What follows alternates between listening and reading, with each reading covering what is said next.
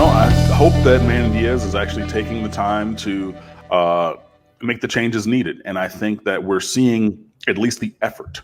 You know what I mean? Right. As opposed to Mark Richt.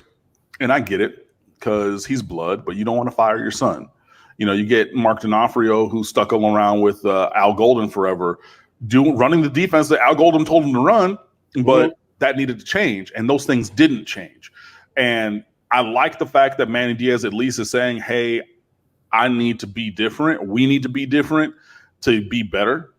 So that is a thing. And then again, we just still have all the talent in the world. We've done less with it than everybody else in the last 15, 17 years. But this is not an under-talented team. Correct. This is not, what was it? Last year's Miami Hurricanes basketball team, or either of the last 2 years where you have injuries and where it's just like we're rolling out 7 scholarship guys for a college basketball game. And I mean, we'll see what happens. Right. That's not the case with football. We got all kinds of talent. And it has to be, I'm cautiously optimistic that what we're doing now will hopefully take advantage of that. But I'm not going to sit here and say I'm going to, write or etch 10 wins in stone or anything like I did last year, which made me look stupid. But both of us. Hey, it'd be like this. I said 11-1, and then a L in the bowl game.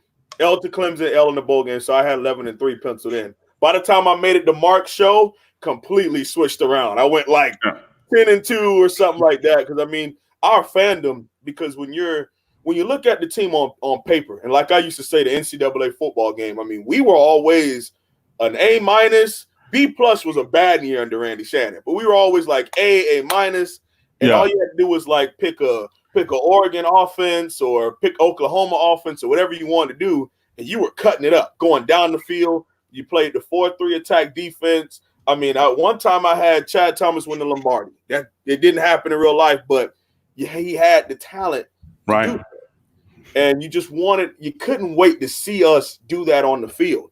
And there were always glimpses of doing it. I really wouldn't put the Ohio State 2011, but I would go Florida 2013. I would go, of course, Virginia Tech, Notre Dame 2017. One of the games that we fought hard but took a L in, I would say Nebraska 2015.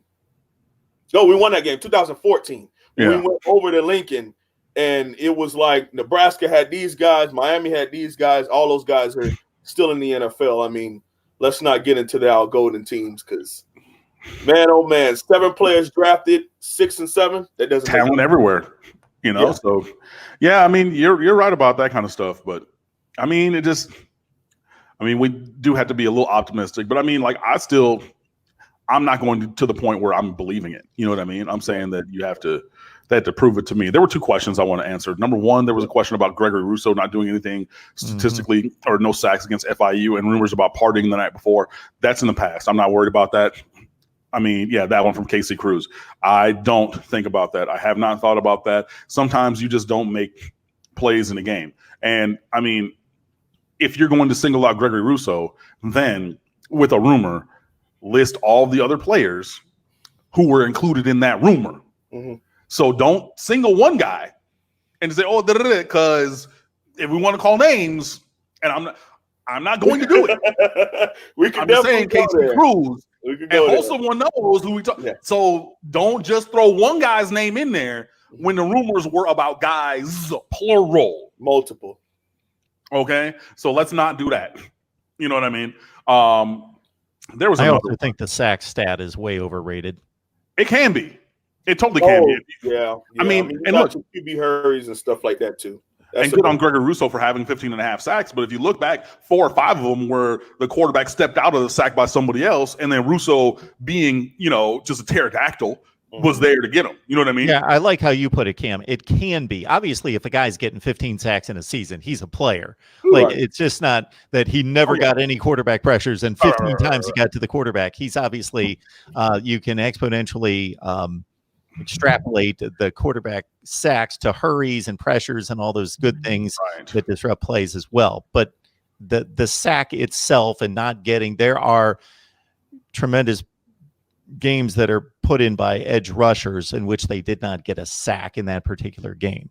Fact. Now, I would say with the production, as a former defensive lineman myself, the biggest issue is halfway through this season, there was a switch to where teams would double and triple team John Garvin, who was the proven defensive end coming into the season. I mean, people, yeah, he was battling some injuries. Yeah, he may not be as fast as some of the other guys, but his first couple of steps off the ball and his move set is very high. So he's an NFL guy, like you said earlier, Cam. But you saw where everyone started to make sure that guy didn't make the plays, and that's Greg Rousseau.